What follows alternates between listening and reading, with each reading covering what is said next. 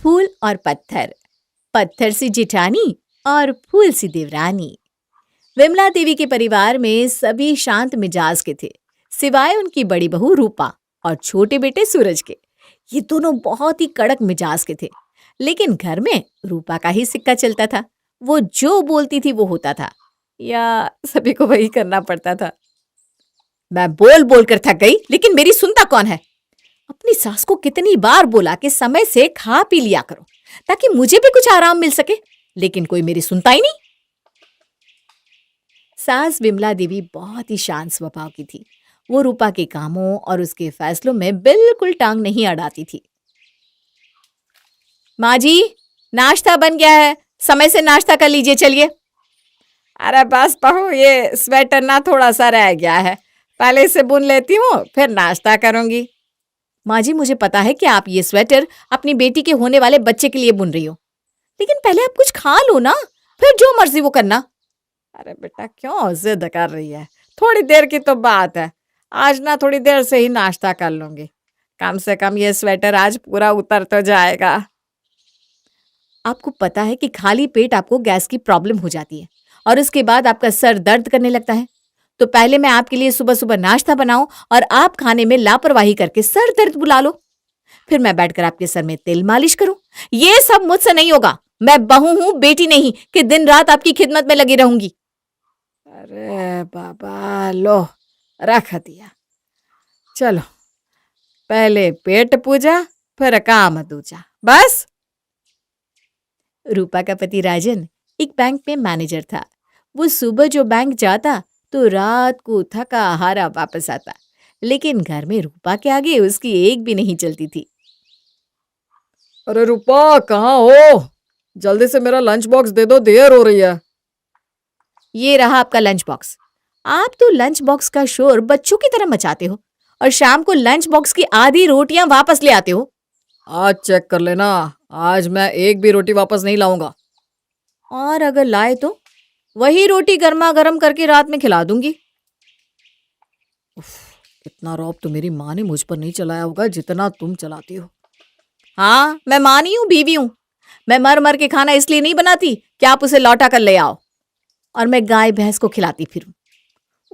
Office के लिए late हो रहा हूं, मैं निकल रहा हूं, बाय। रूपा की कड़क मिजाज के आगे उसका पति राजन भी ज्यादा नहीं बोल पाता था। रूपा का देवर सूरज पुलिस में इंस्पेक्टर था। पुलिस में होने की वजह से वो बहुत कड़क मिजाज का था, लेकिन दिल का बहुत ही नरम। देवर जी, ओफो, तुम्हारा तो ये रोज का ही हो गया है। पूरे घर में सामान इधर उधर ऐसे फैला देते हो जैसे कि कोई 5 साल का बच्चा फैलाता है। अरे चिंता क्यों करती हो भाभी, अभी मैं सब कुछ इकट्ठा कर लूंगा, पहले अपनी कसरत तो पूरी कर लूं। देवर जी, तुम तो कसरत करके चुपके से अपने थाने के लिए निकल जाते हो और फिर मुझे इन्हें इकट्ठा करने में अलग से कसरत करनी पड़ जाती है। जैसे मैं पूरे थाने को अपने इशारों पर नचाता हूँ, वैसे ही आप पूरे घर को अपने इशारों पर नचाती हो, और ये सब होता है सिर्फ कसरत करने से। एक बार तुम्हारी शादी हो जाए, फिर तुम्हारी बीवी तुमको जो कसरत करवाएगी ना, उसके इशारों पर नाचते फिरोगे। क्या भाभी? माँ जी, मैं आपसे एक बात कहना चाहती हूँ। तुम ना पहले मेरी बात सुन लो, फिर अपनी कहना। मैंने कितनी बार कहा है, सूरज कड़क मिजाज का लड़का है, उससे ना जरा आराम से बात किया करो। अरे मैं तो आराम से ही बात करती हूँ। बात करने के लिए मैं कहाँ तलवार लेकर उसके सीने पर खड़ी हो जाती हूँ। अरे मेरा मतलब है, कभी उसने पलट कर कुछ बोल दिया तो तुमको बुरा लग जाएगा। जिस दिन ऐसी नौबत आ गई तो मैं तो एक पल इस घर में नहीं रहूंगी, घर छोड़कर चली जाऊंगी। रूपा का टका सा जवाब सुनकर विमला देवी चुप हो गई। उन्होंने बात बदलने में ही समझदारी समझी। तुम्हें तो समझाना ही बेकार है। खैर बताओ, क्या बोल रही थी? माँ जी, मैंने सूरज के लिए एक लड़की देखी है और मैं चाहती हूँ कि हम सब चलकर लड़की देखाएं। सूरज की शादी की उम्र भी तो निकली जा रही है। बात तो सही है, उसकी भी शादी हो जाए तो हमारी जिम्मेदारी पूरी हो जाएगी, लेकिन वो लड़का शादी के लिए राजी होगा तब तो। वो सब आप मुझ पर छोड़ दो माँ जी, आप सब तो लड़की देखने चलने की तैयारी करो। और कुछ दिन बाद सभी लड़की देखने के लिए गए। कितनी सुंदर लड़की है, एकदम चांद के जैसी। हमारे सूरज के साथ इसकी जोड़ी एकदम सूरज और चांद की जोड़ी लगेगी। क्यों बेटा सूरज, तुझे कैसी लगी? उससे क्या पूछ रही हैं माँ जी? उसके मन में तो लड्डू फूट रहे होंगे इतनी सुंदर लड़की देखकर। अरे पर फिर भी बेटा। अरे माँ जी अब कुछ नहीं, मुझे लड़की बहुत पसंद है।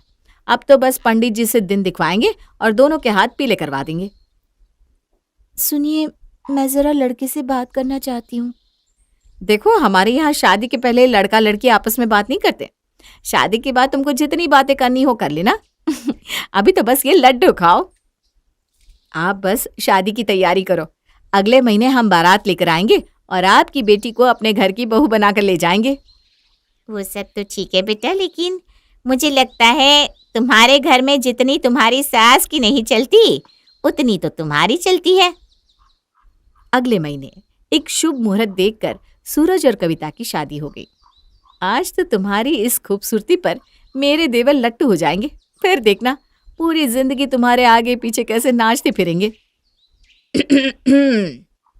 आइए आइए महाराज आइए, अपनी रानी को संभालिए। मैं तो बस जाने ही वाली थी। आप दोनों अपनी नई जिंदगी की शुरुआत करिए। क्या हुआ बहू, आज चाय नाश्ता कुछ नहीं मिलेगा क्या? अब क्या मैं ही चाय नाश्ता बनाती रहूंगी?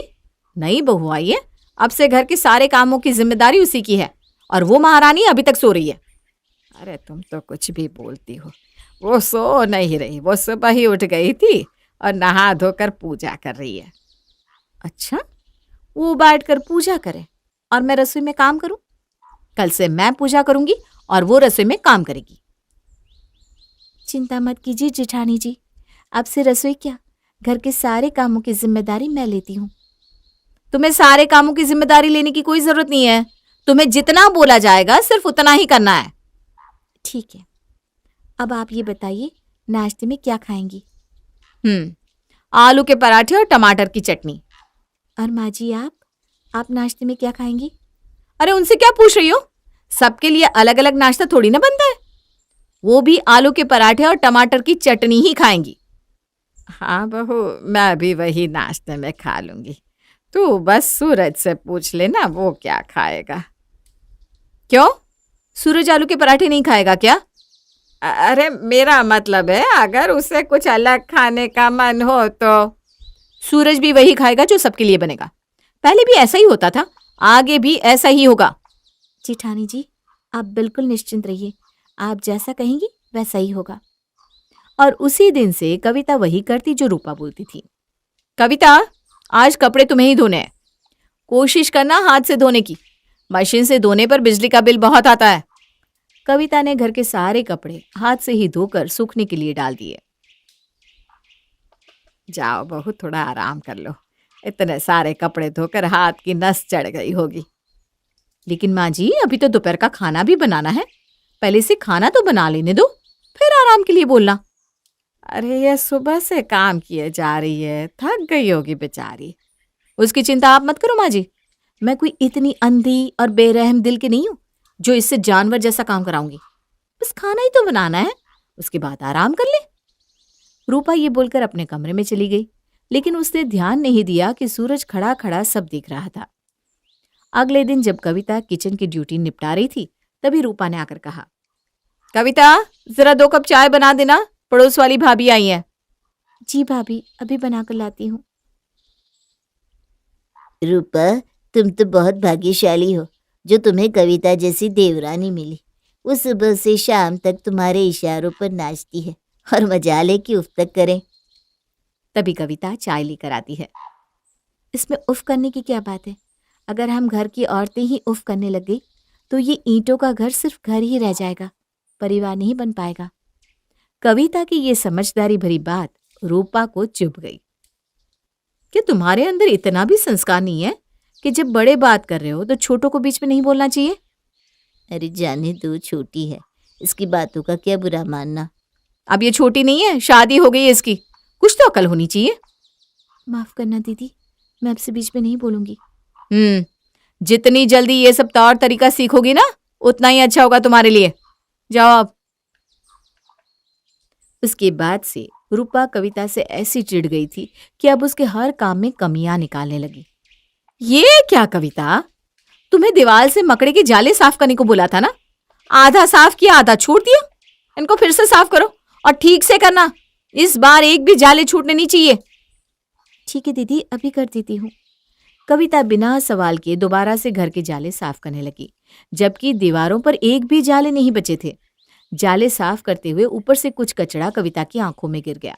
वो जाला फेंक कर अपनी दोनों आंखों को पकड़कर वहीं बैठ गई और अपनी सास को जोर जोर से आवाज देने लगी। माँ जी, माँ जी, जल्दी आइए माँ जी।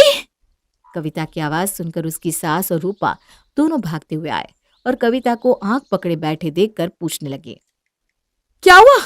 अरे क्या हुआ? कुछ बोल क्यों नहीं रही हो? हुआ क्या? मेरी आंखों में कचरा चला गया है शायद। बहुत तेज दर्द हो रहा है, कुछ भी दिखाई नहीं दे रहा। मैं अपनी आंखें नहीं खोल पा रही हूँ। अरे कुछ नहीं हुआ, आंखों पर पानी की छींटे मारो, सारा कचरा बाहर निकल जाएगा। नहीं दीदी, आंखों में बहुत दर्द हो रहा है। तभी उसी वक्त सूरज किसी काम से घर आया। उसने कविता को रोते हुए आंखों में दर्द की बात सुन ली और फिर बिना एक पल गवाए उसने कविता को गोद में उठाया और डॉक्टर के पास लेकर चल दिया। शाम को सूरज अब कविता को हॉस्पिटल से लेकर आया तो उसकी आंखों पर पट्टी बंधी हुई थी। कविता का ये हाल देखकर सभी घर वाले उसके आसपास इकट्ठा हो गए थे। माँ, मैं ये पूछना चाहता हूँ, जब घर की सफाई 2 दिन पहले ही हो चुकी थी तो दोबारा से करने के लिए किसने बोला था? क्या जरूरत आ पड़ी थी? बोला तो मैं नहीं था, लेकिन मुझे क्या पता था ये अपने आंख में तिनका गिराकर गांधारी बन जाएगी। माँ, मैं देख रहा हूँ, सुबह से शाम तक घर के कामों में लगी रहती है ये, और किसी को कोई फर्क नहीं पड़ता। आप शांत हो जाइए ना, मुझे घर के कामों से कोई दिक्कत नहीं है। वो मेरी ही गलती की वजह से मेरी आंखों में कचरा गिर गया था। आप किसी पर भी गुस्सा मत होइए। जाने देना बेटा, होने को कौन टाल सकता है। जो होना था वो हो गया, आगे से सब इसका ध्यान रखेंगे। विमला देवी ने बात को रफा दफा तो कर दिया, लेकिन रूपा को सूरज की ये बात बहुत चुभ गई थी। आज तक किसी ने मुझसे इस तरीके से बात नहीं की थी, लेकिन आज उस कविता के कारण मुझे ये सब सुनना पड़ा। अब मैं उसे ऐसा सबक सिखाऊंगी कि वो जिंदगी भर याद रखेगी। 2 दिन के बाद डॉक्टर ने कविता की आंखों से पट्टी हटा दी थी। अब कविता फिर से अपनी दिनचर्या में लग गई थी, लेकिन रूपा के सीने पर अभी भी सांप लौट रहा था। वो अंदर ही अंदर कविता को सबक सिखाने का प्लान बना रही थी। मैं यहाँ फर्श पर तेल गिरा देती हूँ। जैसे ही कविता यहाँ से जाएगी, फिसल कर गिर जाएगी और उसके हाथ पैर कुछ ना कुछ तो टूट ही जाएगा। फिर उसे मेरी अहमियत समझ में आएगी। तभी पीछे से कविता वहां आती है। ये क्या कर रही हो दीदी? अचानक से कविता के आ जाने से रूपा को लगा कि वो रंगे हाथों पकड़ी गई है। वो हड़बड़ाहट में पलटी और फर्श पर गिरे तेल पर उसी का पैर फिसल गया और वो धड़ाम से नीचे गिर पड़ी। आई, मर गई, लगता है मेरा पैर टूट गया। माँ जी, सूरज जल्दी आओ, दीदी गिर गई, इनका पैर टूट गया है, इनको हॉस्पिटल लेकर जाना पड़ेगा। कविता की चीख पुकार सुनकर सभी दौड़कर आए तो देखा कि रूपा नीचे गिरी करा रही है और रूपा का पैर टूटकर टेढ़ा हो गया है। आनन फानन में सब उसे लेकर हॉस्पिटल की तरफ भागे। देर रात जब सब रूपा को लेकर वापस आए तो कविता उनका इंतजार कर रही थी। उसने देखा कि रूपा व्हीलचेयर पर बैठी हुई है और उसके पैरों में प्लास्टर लगा हुआ है। क्या हुआ? सब ठीक तो है ना? डॉक्टर ने क्या कहा? पैर की हड्डी टूट गई है। डॉक्टर ने कहा कि पैर ठीक होने में 1 से 2 महीने लगेंगे। आप बिल्कुल चिंता मत करना दीदी, मैं हूं ना, मैं आपके सारे काम कर दिया करूंगी। आपको किसी भी चीज की दिक्कत नहीं होने दूंगी। कविता की बात सुनकर रूपा को बहुत आश्चर्य हुआ। उसे तो लग रहा था कि कविता घर वालों से शिकायत करेगी, क्योंकि उसने उसे फर्श को चिकना बनाने के लिए तेल गिराते हुए देख लिया था, लेकिन इसने तो उसके बारे में एक शब्द नहीं बोला। दीदी, आप आराम करो, मैं आपके लिए हल्दी वाला दूध लेकर आती हूँ, इससे दर्द में बहुत आराम मिलेगा। थोड़ी देर बाद जब कविता दूध लेकर रूपा के कमरे में गई तो रूपा बेड पर लेटी हुई थी। कविता को देखते ही रूपा फपक फपक कर रोने लगी। मुझे माफ करना कविता, मैंने तुम्हारे साथ बहुत गलत किया है और मैं तुम्हें नुकसान पहुंचाने के लिए ही फर्श को चिकना कर रही थी। लेकिन सच ही कहा जाता है, जो दूसरों के लिए गड्ढा खोलता है एक दिन वो खुद उस गड्ढे में गिरता है। मुझे माफ कर दो कविता, मुझे माफ कर दो। और उसके बाद रूपा का कठोर दिल पिघलकर एकदम मोम हो गया था। वो एकदम बदल गई थी। वो कविता का ऐसे ध्यान रखने लगी थी जैसे वो उसकी खुद की बेटी हो।